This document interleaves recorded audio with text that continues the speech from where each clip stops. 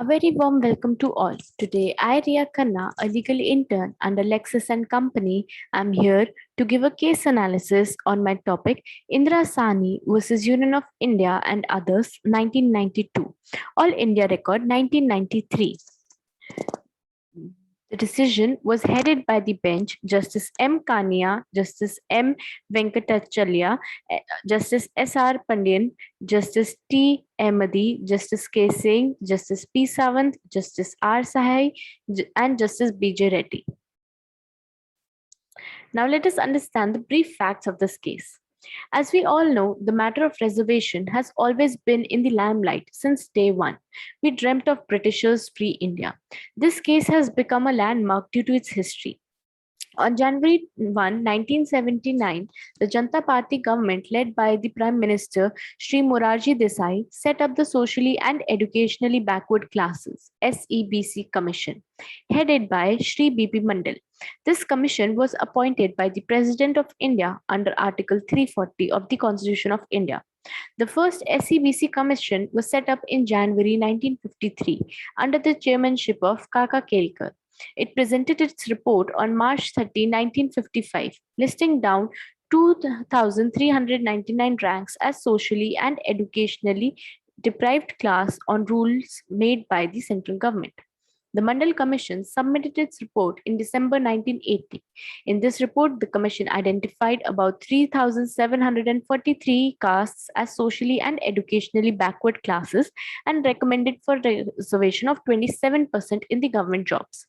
Before the suggestion of Mandal Commission could be implemented, the Janata Party government collapsed. In 1980, the Congress government led by Srimati Indira Gandhi came into power. She did not implement any recommendation made by the Mandal Commission. After the unfortunate demise of her, Sri Rajiv Gandhi took over and he also did not implement the recommendations until 1989. In 1989, Janata Dal again won the election and they decided to implement the long pending Mandal Commission recommendation. After that, the then Prime Minister VP Singh issued an office of a memorandum on August 13, 1990 and reserved 27% seats for the socially and backward classes. This caused a civil disturbance in the country. Anti-reservation movement was started from various parts of the country. Indian youth were in streets to protest against this decision. A writ appeal was documented by the Bar Association of the Supreme Court challenging the legitimacy of the office of memorandum given by the public authority. Finally, the case was decided by the five judges bench. Later, on October 1, 1990, they issued a stay order till the final disposal of matter. Meanwhile, the VP Singh government again fell, and through a general election, Congress government drove by PV Narasimha Rao again came into power. He chose to give another office of memorandum by rolling out two improvements. Number one, by presenting the financial rule in allowing reservation inside 27% in government work. And number two, reserved another 10% of opportunities socially and instructively in reverse classes, that is complete 37%. The five-judge bench referred this matter to the nine-judge bench, who issued a notice to the government to show cause the criteria upon which the government has proposed to make 27% reservation for them. Now, let's talk about the nine main issues which were highlighted in this case. Whether Article 16 Clause 4 is an exception for Article 16 Clause 1 and would be thorough of privilege to reservation of posts in administration under the state. Issue number 2, the phrase backward class in Article 16 Clause 4 of the Indian Constitution shall contain what contents. Moreover, can caste itself could make a class or economical criteria itself shall identify a class under Article 16 Clause 4, whether or not backward classes would also include weaker sections, as mentioned in Article 16 Clause 4 and Article 46.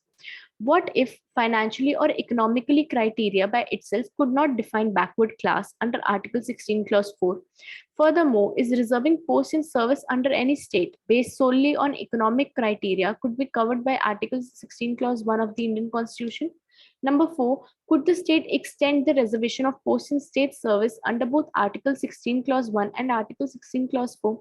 Can exceeding 50% of state government posts in cadre or service or exceeding 50% of appointments in a cadre in a year Can Article 16 Clause 4 of Indian Constitution allow the classification into backward classes and most backward class or even permit class of backward classes? Is the consideration shall be based on economic or other consideration? Number 6, if making any provision under Article 16 Clause 4 by the state necessarily has to define reservation, and does it have to be by law made by parliament or state, or would such provisions be made by executive order? Number 7, can the extent of judicial review be only restricted in regard to the identification of backward class? Such percentage of reservation made for those classes to demonstrably contrary to identification or show unreasonable percentage. Number 8, the appointments of posts made by reservation in favor of backward class can be restricted to starting appointments to the designation, or it would extend to promotions. And number 9, considering the matter, it should be sent back to the previous five judge bench or not. That is all for this particular video. Thank you.